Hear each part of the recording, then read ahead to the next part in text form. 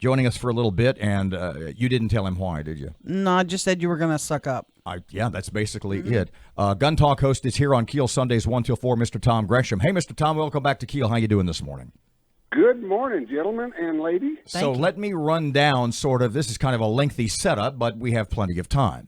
So I play golf most Sunday mornings. We get done around, we play golf, we go to lunch, me and my boys, and we get done about 1 o'clock. Well, what happens at 1 o'clock?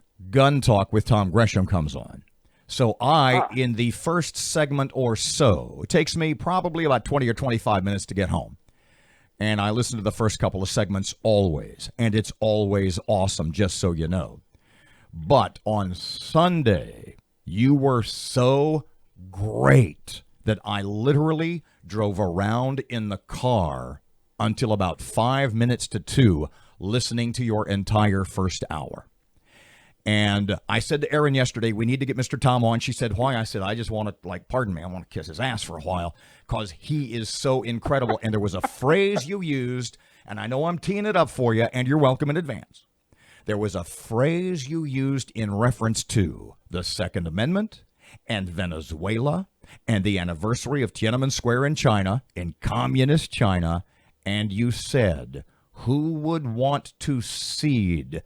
Who would want to give the monopoly of force solely to government? And I thought I said, I am so stealing that. Talk a little bit about that and what set that up in your mind. Well, it's a place where a lot of people are uncomfortable going, Robert. But it is the reason the Second Amendment was written in the first place. It came out of a violent war for freedom, for our independence. And so you have to understand that's how we got the Second Amendment. It is about making sure the people do not suffer under the tyranny of the government. I mean, it's not about duck hunting. It's not about sports shooting. The Second Amendment is about making sure there are checks and balances, the ultimate checks and balances on the government. And when you look at what's going on in Venezuela, 5 years ago, they passed a law. They took the guns away from people, and now the government is killing people, shooting them, running them over the trucks. In China, the people don't have guns, and in Tiananmen Square, they killed hundreds, thousands, we don't know how many, of peaceful protesters. Ultimately, and this is the deal. Why would you want to cede complete control? Why would you want to give the government the monopoly on force? Because when that happens, historically and always, let me say that again. Historically and always, you end up with a situation where you must either submit or die. That's what happens. We both have friends, I know I do, I'm sure you do too, who are, they're basically apolitical.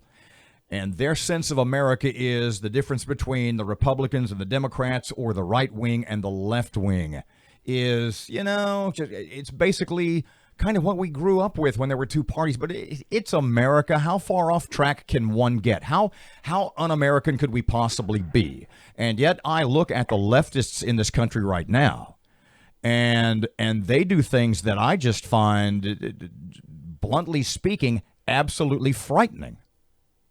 It's suicidal is what it is. They just don't see. I don't know if they don't understand. I think most of them don't understand. I mean, I'm sure some of them, there may be some who actually understand. But what they're going toward, what they're leaning toward, is a Venezuela situation. And I'm talking specifically about the firearms issue where they call for banning guns. I'm in a conversation right now online with somebody who says, we have to do something. I said, well, wait a minute. Over the last 20 years, according to the FBI, murders are down by half. Gun crime is down by 70%. And you're screaming about this phony, mythical epidemic of gun violence, which does not exist, other than the fact that it is over-reported, and everything that happens in Peoria feels like it happens here. So you get this false sense that it's happening all the time and everywhere when it's actually not. They want, I don't know what it is, people want, actually, here's what happens. They will say, but I want to feel safe. People want to feel safe. They say, I don't care if you feel safe. It's kind of like, what? I don't care if you feel safe. I don't want to feel safe. I want to be safe. Tom, There's a huge difference. Nancy Pelosi told CNN that, once the House took over, and they have taken over, gun control laws would be a priority. What are you watching? What are you seeing? Are they really doing that? Is it true?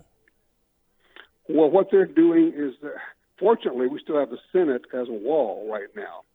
The White House is a weak wall because Trump is okay on guns. He's not great on gun rights, frankly. And so, yes, they're going to try, but right now the Democrats know they can't get anything through Congress because they don't have the Senate. Although I will tell you, I think they are positioned well to take back the Senate.